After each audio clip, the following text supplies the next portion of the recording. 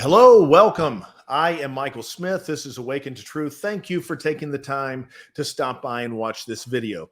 If you would, I would encourage you, please hit that subscribe button. Those of you that have subscribed in the last couple of weeks, I appreciate it.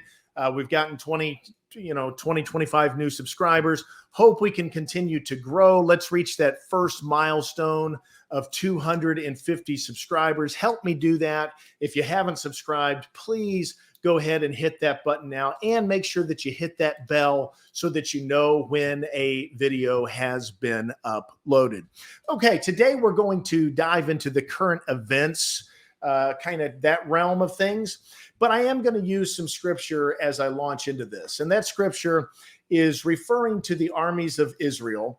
And it's kind of an obscure scripture. Maybe some of you have heard of it, maybe you haven't, but it says that the sons of Issachar, that they were men that understood the times and they knew what to do about it. We need sons of Issachar and daughters of Issachar today. People that understand the times. They understand that we're living in complex times. And in the midst of these complex times, we have a news media and a national media complex that is trying to simplify things in ways that is damaging and in ways that cannot fully encompass the complexity of the situations and the problems that we're dealing with. We just came off of this with the virus and with the pandemic. The media tried to create this very narrow binary stream that either you were completely and 100% buying everything that them and Dr. Fauci and everyone else said, or you were some type of anti-science right-wing lunatic that hates people and wants people to die. That is completely and totally absurd. And we are seeing a similar scenario play out with the Ukraine-Russian conflict, because it's a very complex thing. It's not just this or it's not just that. There's a lot going on that's not being unpacked or is not really being presented to us by the mainstream media. And by and large, just like with the virus, where the entire media was reporting the virus 24/7, talking about the virus 24/7, everything was the virus. And once again, if you questioned locking yourself in your house, if you questioned wearing a mask everywhere you went, if you questioned children wearing masks in schools, if you questioned getting forcefully inoculated, if you questioned any of these things, then you don't like people. You want people to die. Because if we don't lock down, people will die. Well, we did lock down, and hundreds of thousands of people died. And now the science is more on the side of the skeptic than it was the media complex that had it all figured out from day one. Now, they're not backtracking on it. They're not saying they're sorry. They're not saying, hey, we were wrong. And they're not going to. They've moved on. And the hard pivot has been to Russia, Ukraine. But they're doing seemingly a very similar type of reporting on this issue as they did on the virus. The binary situation now is either you're 100% for President Zelensky in Ukraine and you're 100% against Vladimir Putin and you're all in favor of, it seems like many of them are in favor of going ahead and escalating this thing. Let's go ahead and escalate a war that has nothing to do with us and could potentially result in nuclear consequences. Let's do that. That seems to be what the brilliant journalist and the mainstream media are. Now, I have watched CNN throughout this conflict. I've watched MSNBC throughout this conflict. I've watched Fox News throughout this conflict, and all of them, by and large, have been terrible in their reporting. There are two shining lights, and they happen to be with Fox. Fox has been awful. It reminds me of the Bush years, where all they want is to go to some type of unjustified military action. And I bought the Bush military intervention thinker. Fool me once, shame on you. Fool me twice, shame on me. But they're seeming to go that same route, except for Tucker Carlson, who's presenting some nuance and some different viewpoints, and Jesse Waters, who just in recent days has seemingly started to question the narrative and present some alternative options as well. And so we need to critically think through this. We don't need to just take it as Putin's doing something awful. Well, of course he's doing something awful. But let's go back and let's learn from what just happened with the pandemic. The pandemic's awful. Yes, it is. So that means we need to close down. We need to shut down everything. We need to stay locked in our houses for days, weeks, and some states even months. No. The pandemic being a bad thing, the pandemic being a problem, doesn't equal the solution that we were sold. And the solution that we were sold, let's face it, didn't work. What Vladimir Putin is doing is bad. It's not right. He's killing civilian people. Now, he does have a reason to be upset, and this isn't justifying Putin. This isn't saying that I agree with Putin. This isn't saying that I'm on Vladimir Putin's side. It's saying that I understand his anxiety about Ukraine angling to become a member of NATO and potentially even the European Union.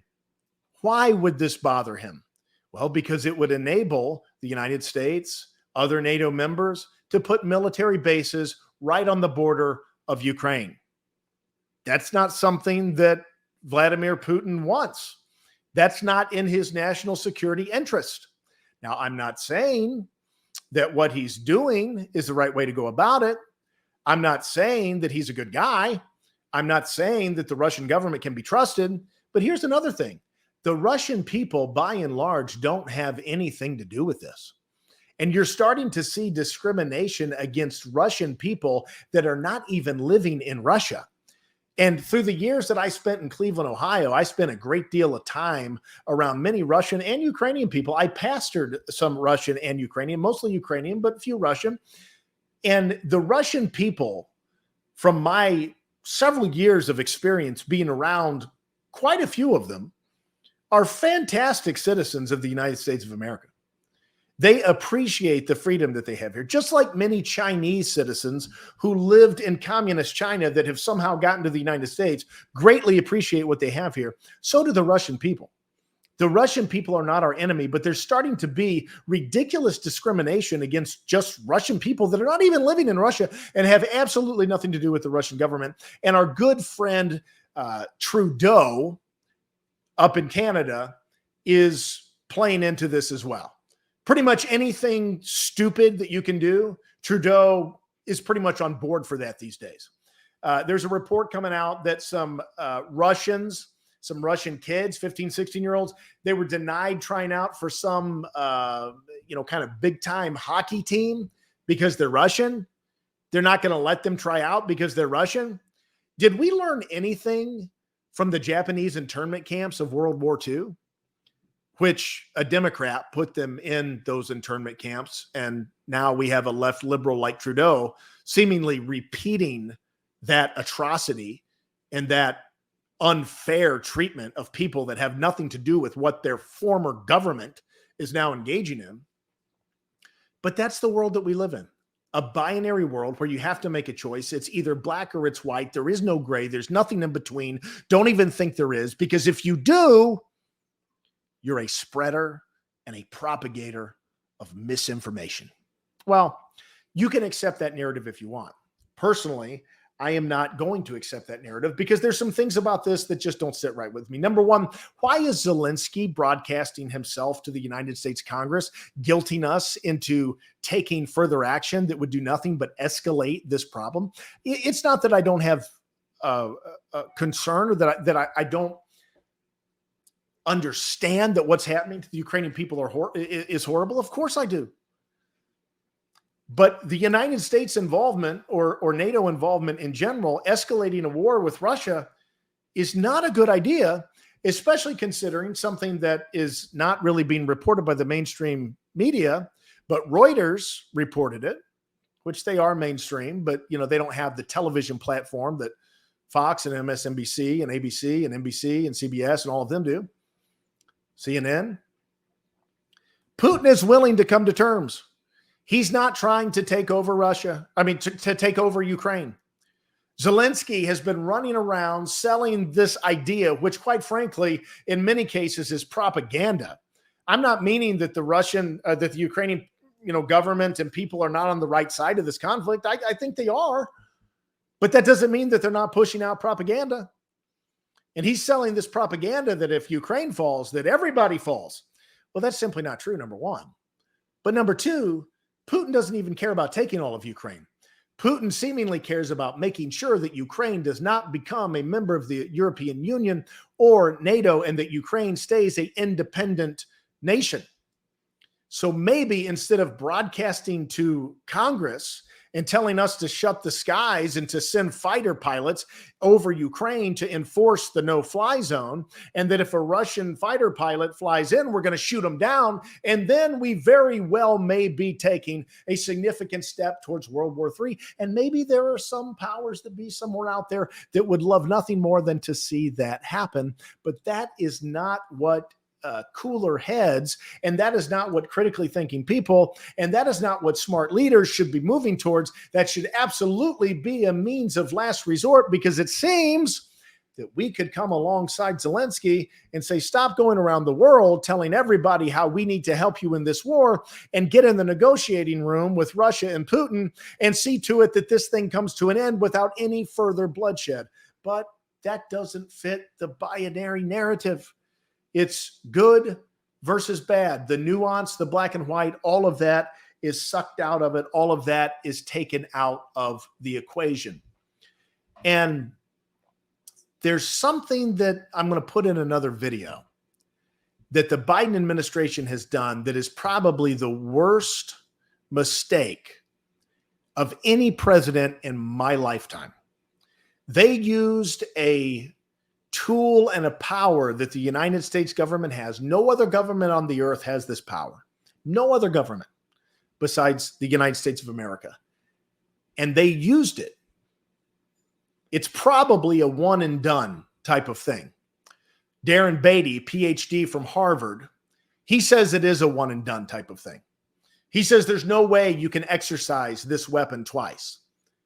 And we just exercised it in a conflict that does not even directly impact or threaten the national security of the United States. Well, that's pretty much par for the course for the Biden administration, which is the worst administration in modern history, maybe the worst of all time. But at the end of the day, you need to begin to think through these issues on your own. You need to understand that things are not this or that whatever you're being fed by the mainstream news, the chances are there's another angle that you need to stop and consider, because it's an angle that's not going to be spoon-fed to you in your living room as you sit on your couch, eat your dinner, and watch the nightly news, your favorite shows, whatever those may be. We need to think. We need to understand that what we just went through the last 2 years with the pandemic, it's turned on a dime and it's moved another direction. And maybe, just maybe, this is a decision you'll have to make. Maybe some of the same psychological tactics and information warfare that was waged against us from our own media in the pandemic is now once again being used in this Russian-Ukrainian conflict. At the end of the day, as believers, Christians, we should be praying for peace. We should be praying that this comes to an end.